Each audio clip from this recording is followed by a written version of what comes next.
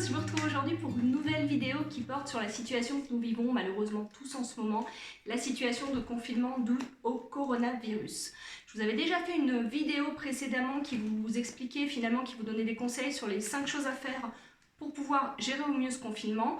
Aujourd'hui, je vais vous faire un contenu plus précisément sur l'angoisse, sur l'anxiété générée par cette situation. Alors l'angoisse qui peut être l'angoisse de la situation actuelle, qui peut être l'angoisse du confinement, l'angoisse de la peur d'être malade, l'angoisse du changement d'habitude. Voilà, on va aborder tous ces sujets aujourd'hui. Je vais déjà vous expliquer les 3 points qui vous amènent à être plus angoissé que d'habitude et puis qu'est-ce que vous pouvez mettre en place pour gérer, pour prendre en charge cette anxiété, cette angoisse. Alors première chose, il faut déjà qu'on aborde une notion qui est celle du stress et celle de l'angoisse. Le stress et l'angoisse, c'est pas la même chose.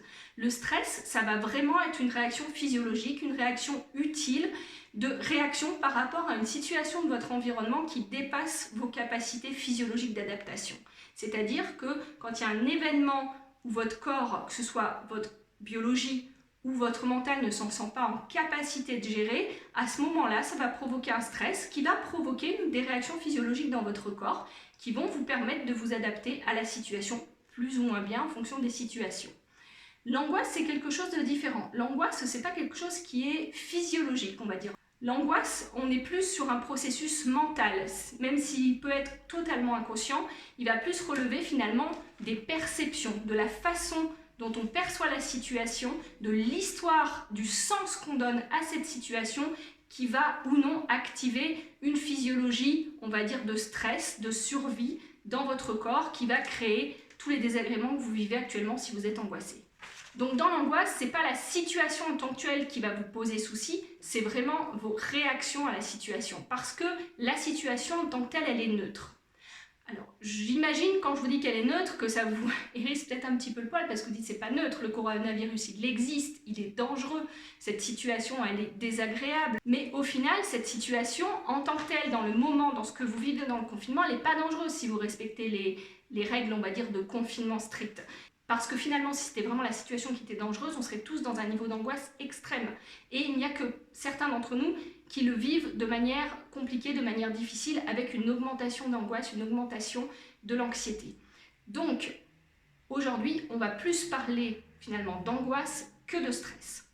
C'était pour la première petite précision. Alors, si vous ressentez de l'angoisse, pourquoi vous ressentez de l'angoisse plus spécifiquement? Il y a vraiment 3 points qui vous amènent à ressentir plus d'angoisse dans cette situation. La première raison, c'est que cette situation, elle va faire un effet de loupe finalement. C'est-à-dire que si vous aviez déjà une tendance à être anxieux, vous allez être d'autant plus anxieux dans cette situation. Pourquoi? Qu'est-ce qu'il se passe? Donc là, je vais revenir un petit peu aux notions que j'ai abordées dans mon podcast qui s'appelle Soigne-toi. Pour ceux qui ne me connaissent pas, n'hésitez pas, je vais vous mettre le podcast là-haut plutôt. N'hésitez pas à aller voir plus particulièrement l'épisode 6 et 7 qui parle de la fenêtre de tolérance. Parce que là, je ne vais pas revenir sur le détail de la fenêtre de tolérance, mais le principe de la fenêtre de tolérance, c'est tout ce qu'on est en capacité de gérer dans sa journée sans ressentir de stress, sans ressentir d'angoisse et sans activer notre physiologie du stress. Quand on a tendance à souffrir d'anxiété, on a tendance à activer beaucoup plus facilement le système nerveux sympathique qui est le système, la physiologie du stress finalement. Donc dans cette situation qui par nature va ajouter du stress puisque c'est une situation qui est inhabituelle, vous allez d'autant plus si vous avez une tendance à être stressé, avoir une charge d'activation dans votre corps qui va être forte et qui va de fait vous faire sortir encore plus de votre fenêtre de tolérance, qui explique l'angoisse extrême, les crises de panique ou les choses qui peuvent vous étreindre comme ça, cette angoisse, cette anxiété qui peut vous étreindre sans même que vous en ayez conscience qui vous arrive d'un coup. Parce que pour tout le monde, de toute façon, cette situation a un impact et augmente la charge d'activation du corps. Pourquoi? Parce que c'est une situation inhabituelle. Et dès lors que l'on sort de notre routine, notre cerveau va de toute façon automatiquement se mettre en mode, on va dire, éveil, danger, en mode je scanne mon environnement. C'est-à-dire que quand on est dans sa routine, on est comme sur des rails finalement. On fonctionne toujours de la même manière. Mais dès que vous sortez de la routine, finalement, c'est comme s'il y avait un petit clic qui s'allume dans votre cerveau. Bon, je vous passe le détail de neurologiquement comment ça se passe, qui va finalement dire « Oh, attention, là c'est une situation que nous n'avons pas l'habitude de connaître, il faut être d'autant plus attentif parce que peut-être il y a un danger. » Donc pour tout le monde, ça fait ça. Sauf que la majorité des gens, comme on est dans notre fenêtre de tolérance et qu'on sait gérer, qu'on processe et qu'on n'a pas de soucis là-dessus, bah finalement cette charge en plus on ne va pas la sentir passer, ce qui fait que ça ne va pas créer d'anxiété. Mais pour les gens qui sont déjà tendance à être anxieux, à ce moment-là, toute sortie finalement de votre fenêtre de tolérance, qu'on peut appeler aussi de votre zone de confort, va activer une anxiété qui peut être hors de proportion par rapport à la situation. Donc c'est normal que cette situation elle vous bouleverse, même si vous savez que physiquement vous êtes en sécurité, psychologiquement c'est normal que vous vous sentiez insécure. Et d'autant plus que votre volonté, votre conscience ne peut pas vous aider dans cette situation. Alors là pareil, je vais vous renvoyer, je vais vous mettre en haut ou dans le lien de description la vidéo que j'avais fait sur la volonté pour vous expliquer ce qui se passe vraiment, comme votre physiologie du stress est active, pour que vous compreniez bien pourquoi vous n'arrivez pas à vous raisonner. Deuxième point, pourquoi vous êtes aussi angoissé? Le deuxième point, pourquoi vous êtes aussi anxieux, c'est que les stratégies que vous utilisez d'habitude pour faire taire finalement, pour abaisser cette anxiété, pour vous calmer, pour la majorité, elles ne sont pas accessibles tout de suite. Parce que souvent, alors à part les gens qui ont déjà fait un travail sur eux et qui connaissent des techniques finalement pour s'apaiser eux-mêmes, pour se sécuriser eux-mêmes, la plupart du temps, on va avoir un comportement qui va amener à baisser la charge d'activation. Alors ce comportement, ça peut être quoi? Ça peut être finalement, pour certains, ça va être de se jeter dans le travail pour ne plus penser, pour occuper leur cerveau. Pour d'autres, ça va être d'aller faire les magasins pour se détendre. Pour d'autres, ça va être d'aller discuter avec des amis ou de faire la fête. Ou alors tout simplement d'être en contact avec quelqu'un et de décharger son émotion auprès de quelqu'un, de pleurer dans les bras de quelqu'un, de se mettre en colère, même si c'est pas franchement le plus utile de se mettre en colère, mais on ne gère pas tout ça, puisque automatiquement, finalement, ça va permettre de décharger, d'abaisser la charge d'activation sans même que vous en ayez conscience. Une autre façon de faire, c'est finalement le sport. C'est pour ça d'ailleurs que pour l'instant, le sport courir est encore autorisé, parce qu'on sait très bien avec les études que si vous interdisez aux gens de courir ou d'avoir une possibilité de décharger finalement cette surcharge d'activation, à un moment donné, les gens va y avoir un impact, on va dire, psychologique de cette situation de confinement qui va être très important à gérer par la suite. Troisième point, ça revient à ce que je vous disais sur l'angoisse. Pourquoi vous êtes aussi angoissé? L'angoisse, elle vient de l'histoire que vous vous racontez sur la situation. Parce que finalement, comme je le disais tout à l'heure, vous êtes en relative sécurité. Physiquement, vous êtes en sécurité. Si vous savez que votre famille est bien chez elle, que personne n'est malade, que vous sortez un minimum, vous êtes en sécurité. Mais psychologiquement, vous ne l'êtes pas. Et ce qui ne vous aide pas à l'être, c'est la perception que vous avez de la situation. C'est le sens que vous donnez à la situation, c'est les pensées que vous avez par rapport à cette situation. Voilà, donc ça c'est vraiment le troisième point qui va vous amener à vous sentir insécure, à augmenter l'incertitude et à créer, finalement à nourrir cette physiologie du stress et de l'angoisse. Alors comment faire? Là je vous ai dit d'où ça peut venir, mais comment faire pour gérer tout ça? Déjà il va falloir repérer vous, par rapport à votre histoire personnelle, par rapport à votre manière de fonctionner, d'où peut venir cette angoisse. Est-ce que ça vient du fait que vous avez déjà une tendance anxieuse et que là la charge d'activation est trop forte? Est-ce que ça vient du fait que vous n'avez plus le moyen de vous confier, plus vous êtes seul, vous êtes isolé, vous n'avez pas moyen de décharger l'angoisse comme vous feriez d'habitude? Ou troisième point, est-ce que ça vient de ce que vous vous dites, de ce que vous vous racontez, de l'histoire finalement des croyances que vous avez par rapport à la situation ou par rapport à votre capacité à gérer? En général, je vous dis tout de suite, ça vient des trois choses imbriquées. Mais il va falloir travailler sur ces trois aspects pour vous permettre de vous calmer, d'abaisser vos angoisses. Alors, je vais vous expliquer très rapidement comment rester en sécurité, on va dire psychologiquement parlant. Même si vous avez une tendance à être anxieux de nature, à ce moment-là, mon conseil, ça serait vraiment d'essayer de trouver un thérapeute, quelqu'un qui peut vous accompagner dans cette période. Il y a encore beaucoup de mes confrères qui travaillent actuellement par Skype ou autre, donc n'hésitez pas à les contacter, ça peut vraiment vous aider à faire face à cette situation. Moi, je vais vous donner deux, trois petites pistes, mais vraiment, si vous sentez que ça devient difficile à gérer pour vous, n'hésitez pas à contacter un thérapeute. Le principe, ça va être de limiter votre activation finalement, de faire qu'elle ne devienne pas trop forte pour qu'elle ne devienne pas ingérable. Pour cela, la première chose, ça va être d'examiner les histoires que vous vous racontez sur la situation. Quelles sont vos croyances, quelles sont vos pensées? C'est vraiment, voilà, vous avez un moment pour vous, c'est vraiment le moment où je vous conseillerais de prendre un bloc-notes et de mettre à plat, quand vous êtes vraiment en situation de stress, toutes les idées automatiques qui viennent. Parce que ça va vous permettre d'identifier finalement vos croyances inconscientes, tout ce que vous nourrissez sur vous-même. Et quand vous aurez mis tout ça à plat, ça vous donnera déjà une base de travail pour pouvoir après vous dire finalement, est-ce que tout ce que je pense là est vrai? Et pour pouvoir retravailler chaque croyance et pouvoir peut-être la changer pour pouvoir mieux gérer la situation et lui donner un sens différent.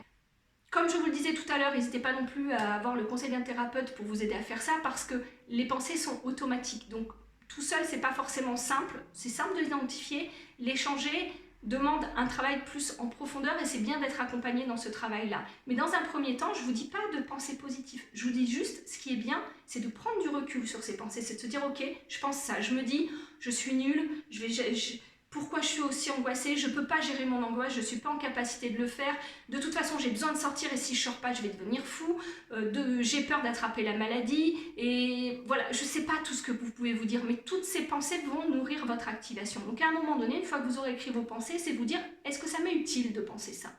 Souvent la réponse c'est non. Et vous pouvez vous dire, qu'est-ce qui serait plus utile de penser?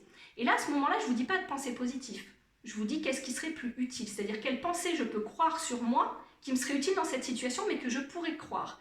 Et du coup, à chaque fois qu'une pensée, on va dire automatique, non utile, entre guillemets négative va se présenter, c'est de se rappeler, ok, mais est-ce que finalement je pourrais pas croire ça de cette situation? Est-ce que je pourrais pas croire que je suis capable de gérer? Est-ce que je pourrais pas croire que finalement j'ai pas tant besoin de sortir parce que il y a peut-être 1 mois, 2 mois, je suis restée une semaine à la maison parce que c'était mes vacances et que j'avais pas envie de sortir, donc finalement je suis capable de le faire. Voilà, c'est examiner chaque pensée, examiner chaque croyance et donner un sens différent.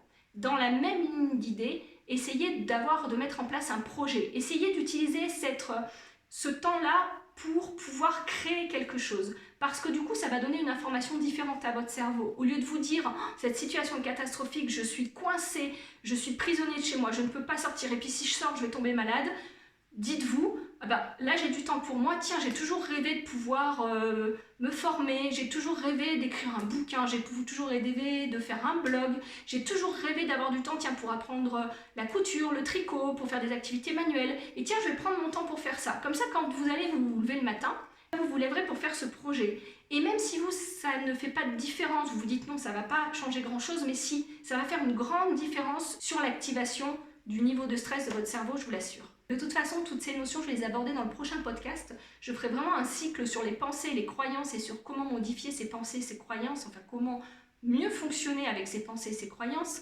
Donc n'hésitez pas, pour ceux qui ne seraient pas abonnés, à vous abonner au podcast. Je ne sais pas du tout quand est-ce que j'aurai le temps de le faire ou de le sortir.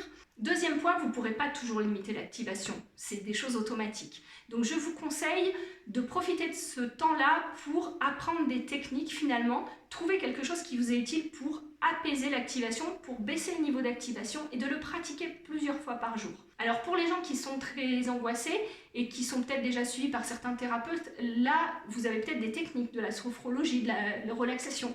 Là il va falloir quand même mettre en place, je vous le précise, quelque chose de plus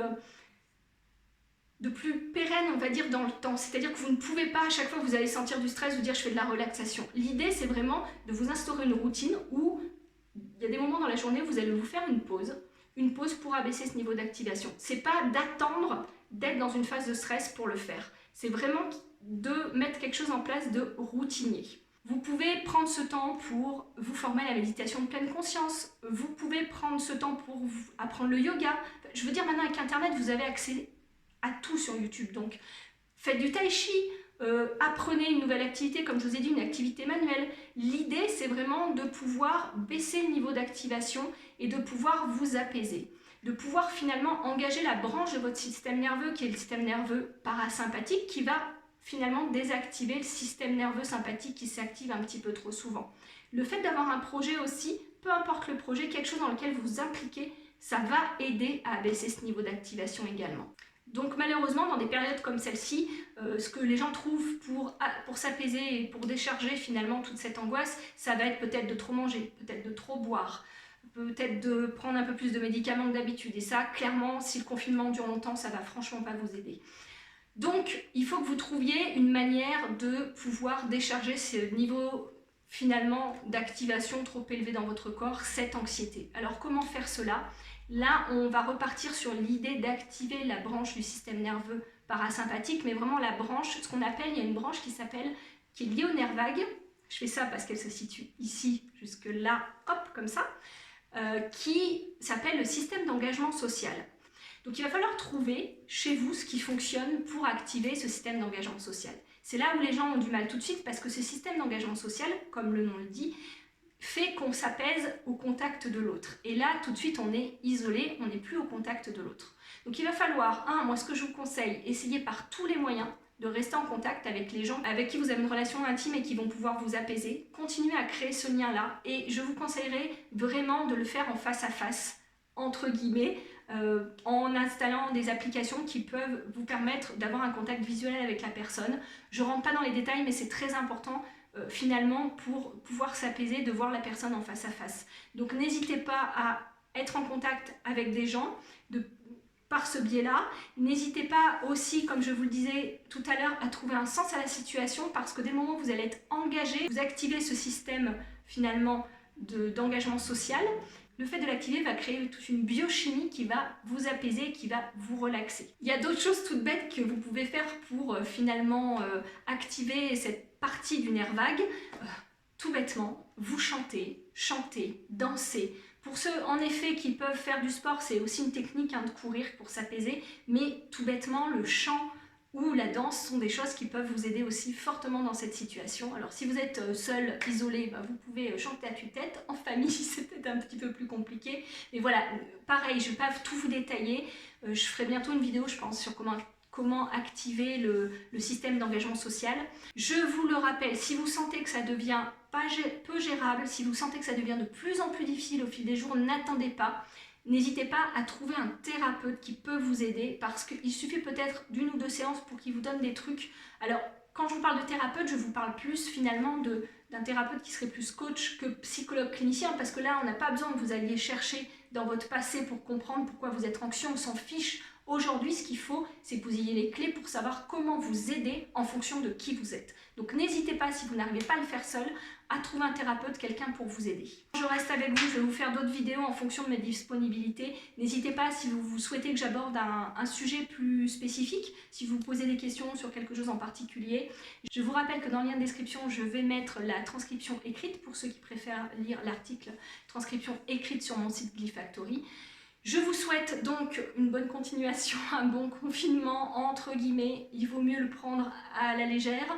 Et je vous dis de prendre soin de vous, surtout prenez soin de vous, trouvez comment vous apaiser, comment vous aider et surtout faites attention à ce sur quoi vous portez votre attention.